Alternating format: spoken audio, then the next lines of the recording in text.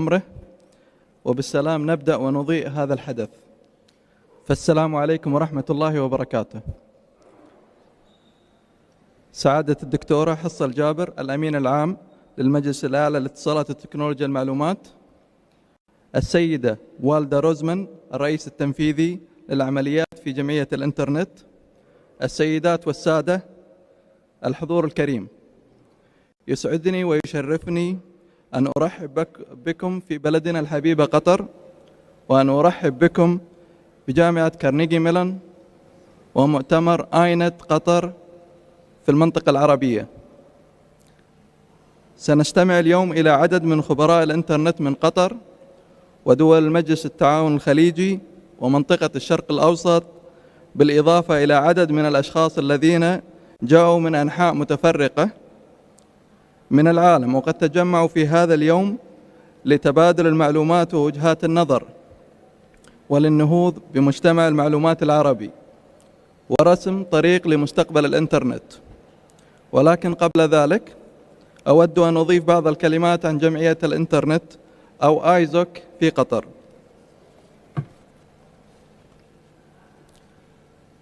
نحن أحد أحدث الفروع في جمعية الإنترنت، حيث كان انطلاقنا في وقت سابق من هذا العام في مؤتمر كيتكوم 2012، لذا قد تكون هي المرة الأولى للكثيرين منكم للتعرف على هذه الجمعية. إن رؤية جمعية قطر للإنترنت هي جعل شبكة الإنترنت في قطر شاملة ومتاحة للجميع. سوف تستمعون اليوم عن التوازن المرغوب بين النمو السريع لتكنولوجيا المعلومات والاتصالات في المنطقة وبعض الاعتبارات التي نحتاج لمعالجتها لمواكبة هذا النمو، بالإضافة إلى بعض المسائل المتعلقة بالإنترنت والافتقار إلى محتوى الخاص باللغة العربية والخصوصية وخفض التكاليف بحيث يستطيع الجميع التمتع بخدمة الإنترنت. تعتقد الجمعية أن الوصول المفتوح للإنترنت سيعمل على تشجيع الأفراد والجماعات للمشاركة الفعالة في المجتمع، الأمر الذي سيساعد على إثراء حياتهم الشخصية والمهنية وتوجيهها بالشكل الصحيح، حيث أنني أعتقد أن تكنولوجيا المعلومات والاتصالات سوف تساعد أيضا في معالجة بعض التحديات الاجتماعية الملحة، على سبيل المثال التحكم في التكاليف الصحية المتزايدة والعمل على دمج الأشخاص ذوي الاحتياجات الخاصة وتحفيز الشباب ورقمنة التراث الثقافي. جمعية الإنترنت في قطر تريد أن تصبح مؤسسة تمثل وجهات نظر مستخدمي الإنترنت في قطر، ومن خلال هذه المؤسسة يمكننا أن نقدم هذه الآراء والأفكار إلى الجهات والسلطات المختصة والعمل على مساعدتهم في تشكيل سياساتهم.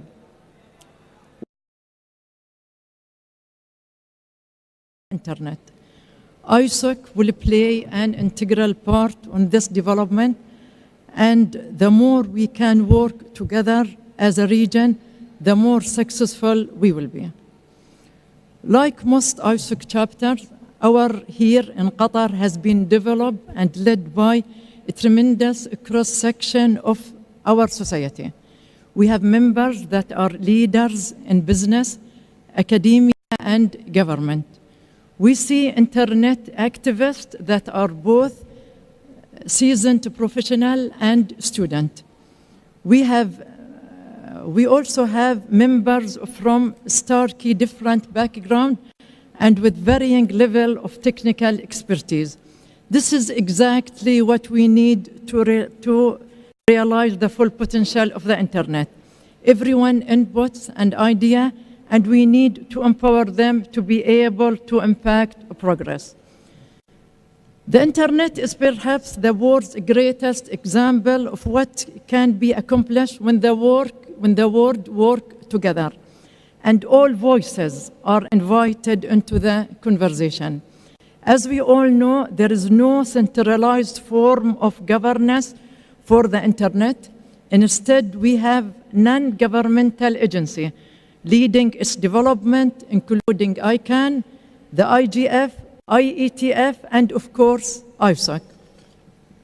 The continued effort of organizations like ISOC to anticipate emerging issues, maintain an inclusive approach, and to create internet standards that meet the needs of all segments of societies are essential to the ongoing growth of the internet and, in fact, the growth of a vibrant Arab information society. This conference is taking place just a few days before the start of the ITU's World Conference on International Communication.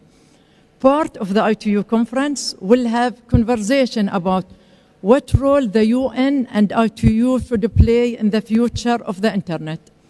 Some argue for more centralized approach of internet governance. Yet, I would argue that the decentralized approach has served us all extremely well.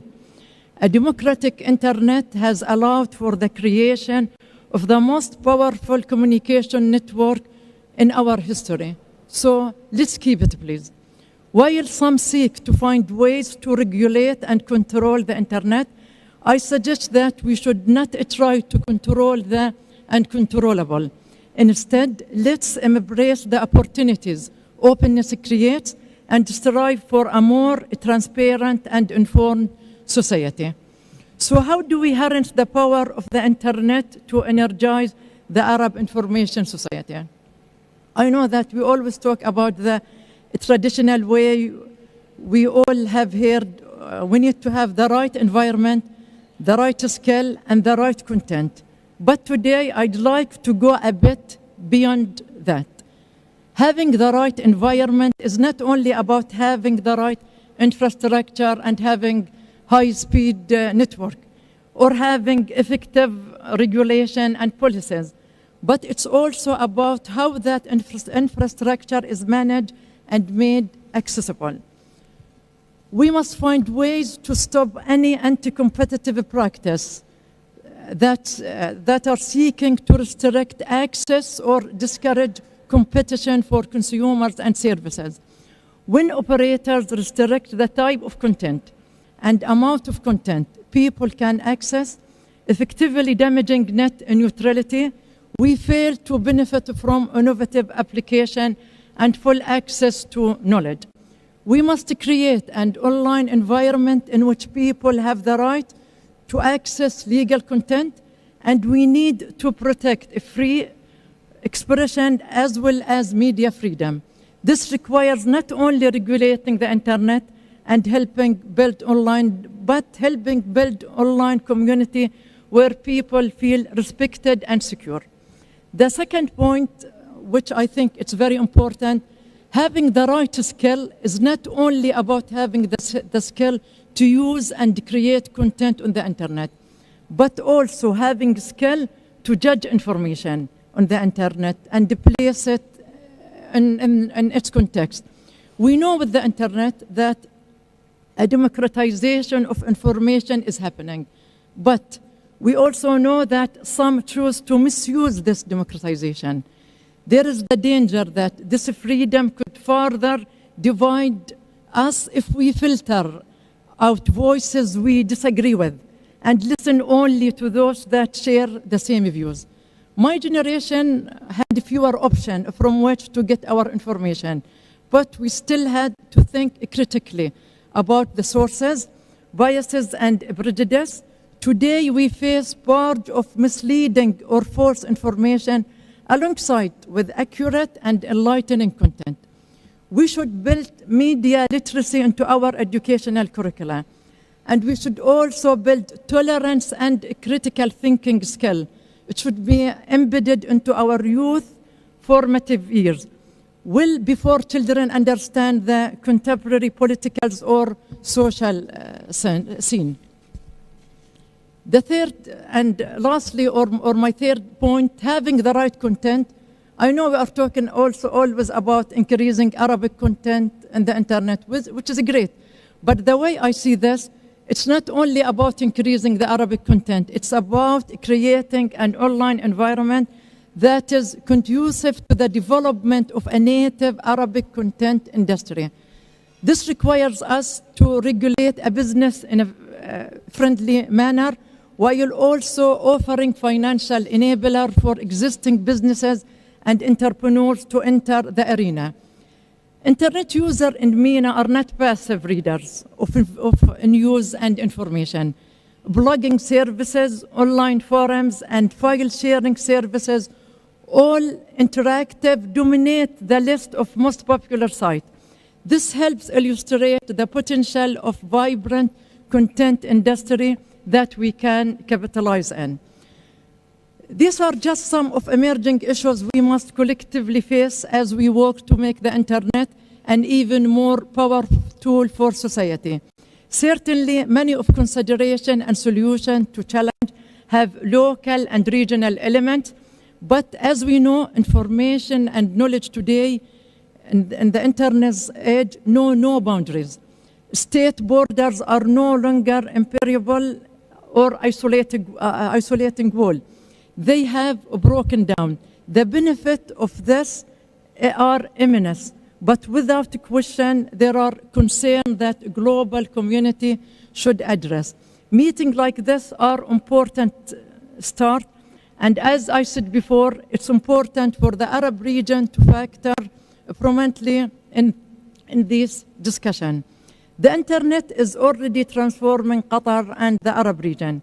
We all must help ensure that the transformation continues, but that it continues in an inclusive manner that makes our society better. Change and transformation do not mean that we have to forget our identity or our heritage. It simply means we must advance them in a way that respects who we are and improve the quality of our lives. My last message is the internet power and beauty is found in its open nature. And this openness is what leads toward changing innovation. Its structure allows for a tremendous creativity, collaboration, and ability to break boundaries. We must protect this to our new generation. We must protect it to our youth.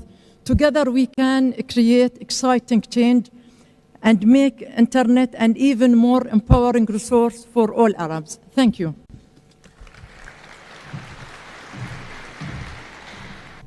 نشكر الدكتورة حصة على كلمتها. الآن فلتتفضل السيدة والدا روزمان المدير التنفيذي لجمعية الإنترنت بإلقاء كلمتها.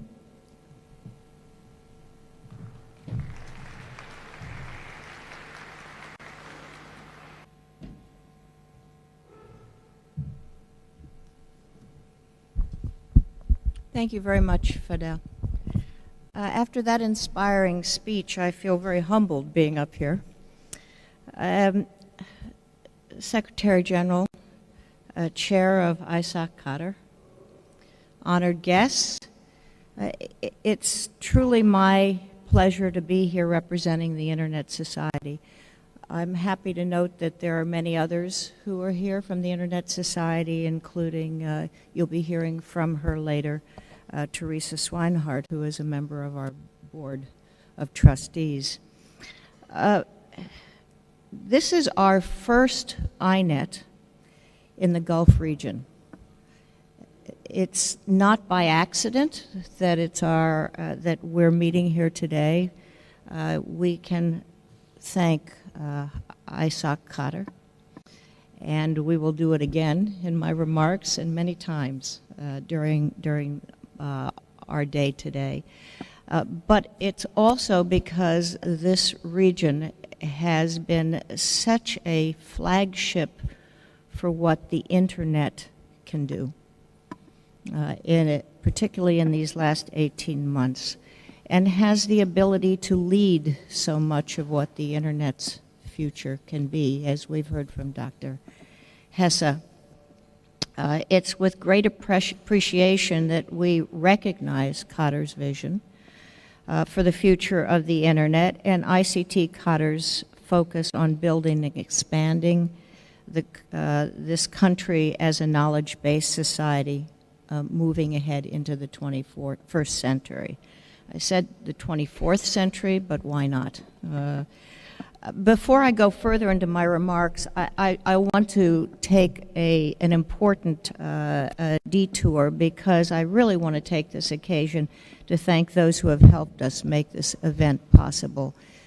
It takes many people to have a true success, and we certainly would not be here today had it not been for the kind invitation of ictQATAR, led by Fadel Enazi, whose input and vision has been truly essential to the success of this conference. Not yet a year old, ictQATAR is already about 300 members. We invite, if you're not a member, we invite you to become one, and is engaging in a very active way in the issues of a robust and open internet.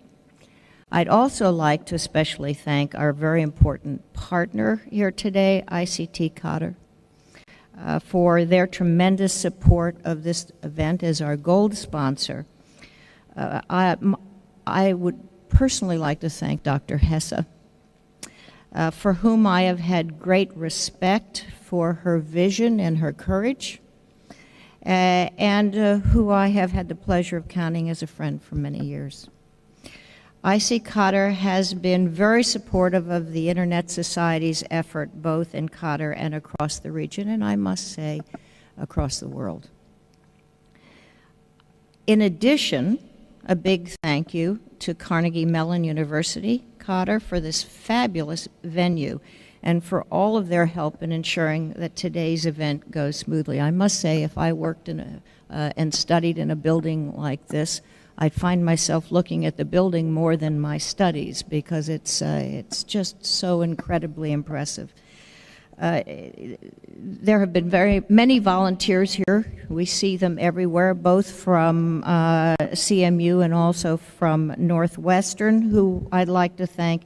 And we especially appreciate the generous effort that we've received from Eleanor Adyong, who has been a tremendous support here. And thanks to our media partners, T4Me and I Love Qatar, which I do, both of whom are live tweeting from today's event at hashtag INET Qatar.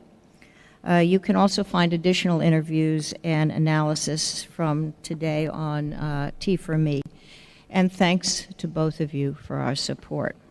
Now, let me turn to the business of the day. As a starter, many of you may wonder, who is the Internet Society, or ISOC, as it's alternately called, and why should we care? The Internet Society was founded 20 years ago by two of the founders of the Internet, Vince Cerf and Bob Kahn, at the time to serve as the administrative home for the Internet Engineering Task Force and its related organizations. The IETF, as many of you know, make the Internet work better by producing the technical documents and protocols that influence the way people design, use, and manage the Internet. Virtually everything we do online today is because of work done or of a standard or best practice document that was developed in the IETF constellation. Today, we still house the IETF and have also grown into a global not-for-profit organization whose mission of achieving an open, global, fully accessible Internet for everyone lies at the heart of what we do and the intersection of Internet technology, policy, education, and development.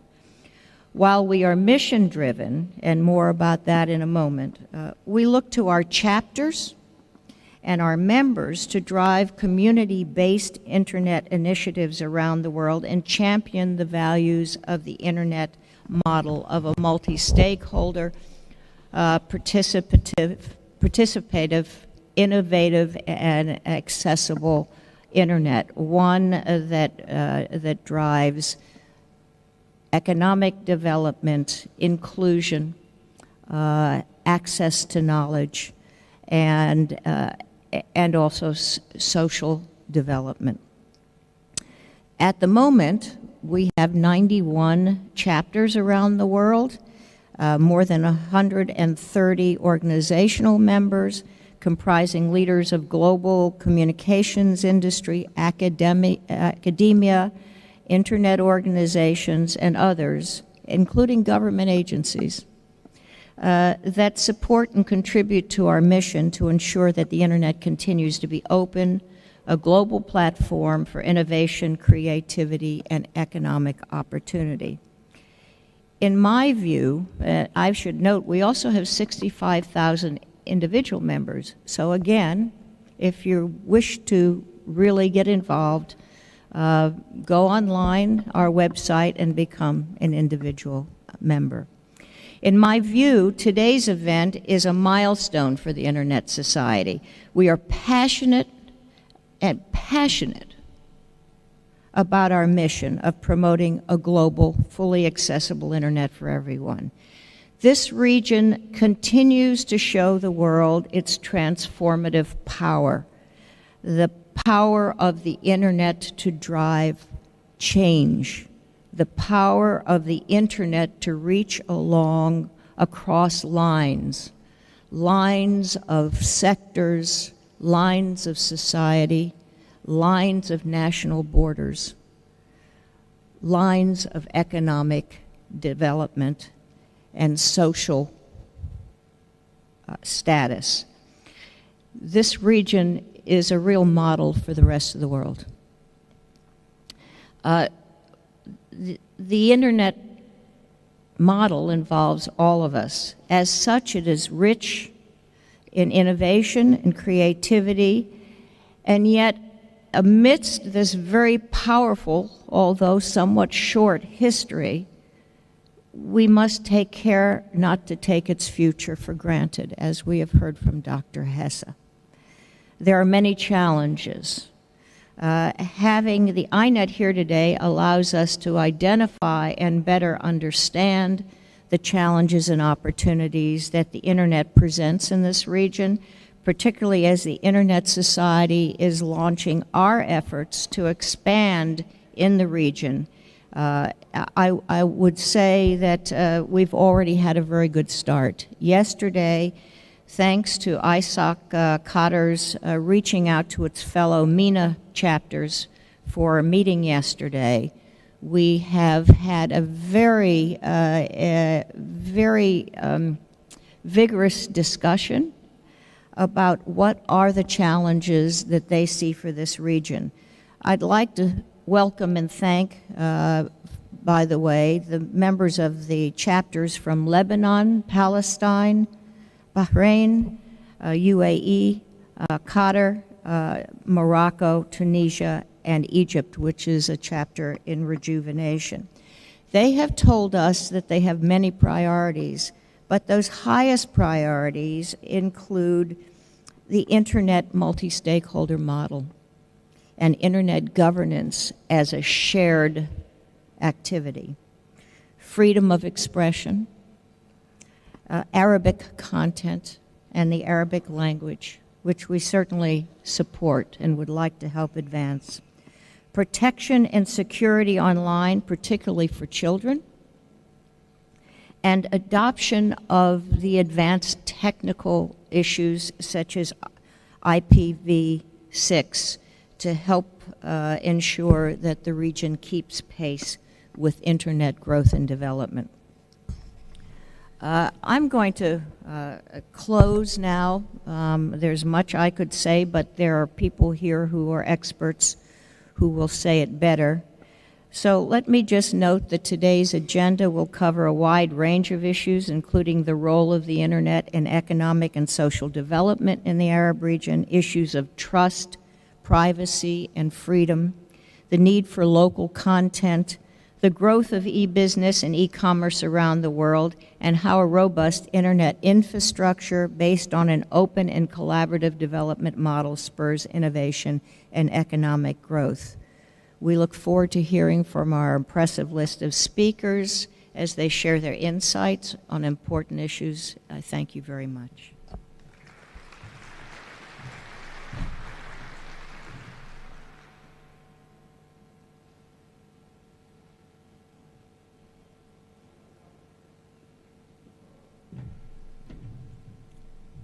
نشكر السيدة والدا روزمان على كلمتها.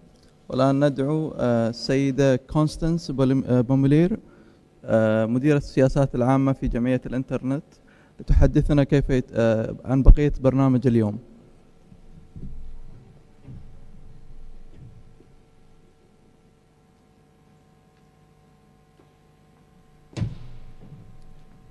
Thank you very much, Fadel. Ladies and gentlemen, it is my pleasure to share with you a brief overview of the structure of today's INET discussions on the rise of the Arab Information Society. We will begin in session 1 with an overview of the state of the Internet in the Arab region, how the development of the physical infrastructure has given birth to new trends in the region with regards to multilingualism, but also security, privacy, or freedom. It is timely and critical to address these issues and ensure the Internet's development is for everyone, literally, and allows progress towards an inclusive information society. In session 2, we will continue the discussion and try to understand how and why the Internet is such a strategic resource for spurring innovation and economic growth. Many stakeholders and business entities believe it is the openness of the Internet, an open architecture based on open development standards processes, that is the cause of this success. Finally, session 3 will be the occasion of a frank dialogue on current Internet policy challenges and the way forward. A series of international and regional conferences currently shed light on the different possible policy frameworks, different models that can be chosen. The 2012 ITU Wicked Conference, the OECD High-Level Meeting on Cybersecurity, planned later in 2013, the 8th Internet Governance Forum, also planned for 2013, and many other tracks of discussions and negotiations with a constant and unchanged question: how should Internet-related public policies be developed? What is a multi-stakeholder model, and what kind of added value can it bring to the development of the Internet? Because our attempt today is to discuss the foundations of tomorrow's information society, it seems more than legitimate to involve the next generation of policy and industry leaders. At the end of each session, and before the moderators take questions from the floor, we will have the privilege of hearing students from Education City and their professors. Professor John Laprise from Northwestern University, and Professors George White and Daniel Phelps from Carnegie Mellon, and I thank them for their participation. And to guide us today in the discussions, we have 3 excellent moderators, which I would now like to introduce. Mr. Mohamed El-Bashir, Manager of Numbering and Internet Domain at ictQATAR, Mr. Fahad Al-Shirawi, Member of the Board of RIPE NCC and CEO of GCCIX, and Mr. Dawit Bekele, Regional Bureau Director for Africa from the Internet Society. Please let me turn now to our first moderator, Mr. Mohamed El-Bashir, to begin with session 1 entitled Towards an Inclusive Information Society.